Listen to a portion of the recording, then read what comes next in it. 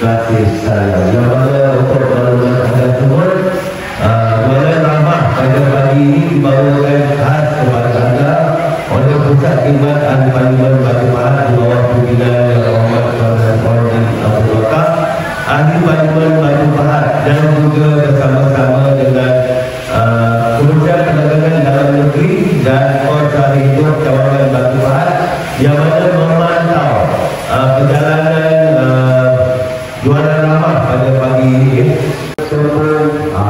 Kita semua jangan risau di mana dengan rupiah dengan luar asal ataupun harga asalnya yang mana kita masih lagi mula-mula mengalir kemudian berlaku mula-mula lah kita ambil banyak kan mana kepala asal pergaram, RM2 dan RM2 dan Alhamdulillah pada bulan ini pada Pandan Jaya 2 dan juga untuk malam-malam ada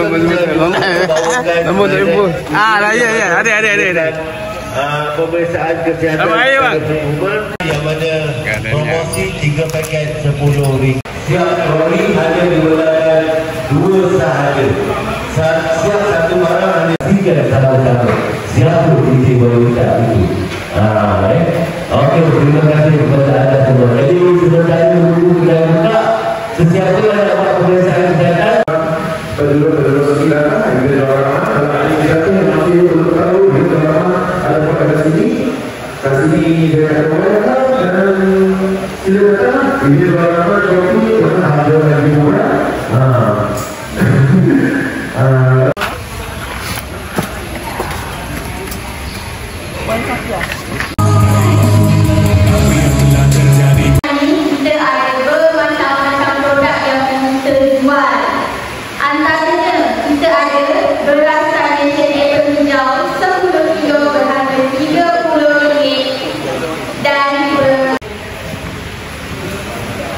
Dan seterusnya, Jualan Ramah kita ada ayam standard berharga RM6.70 1 kilo. Murah betul.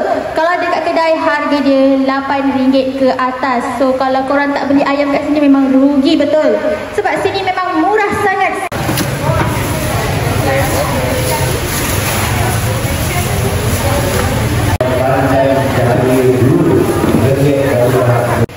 Kita akan berada di sini Jualan Ramah sehingga pukul 1 tengah hari. Okey, dipersilakan adik kita.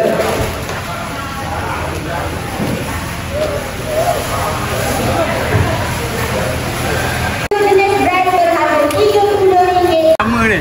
Jadi kalau tak beli barang dekat sini memang rugi lah. Sebab kalau beli dekat sini kita dah boleh. Tak cukup dengan tu kita dan ikan yang kita jual memang fresh. Mana yang berada di kawasan RM2, datanglah beramai-ramai pada hari ini di Dewan Terbuka Taman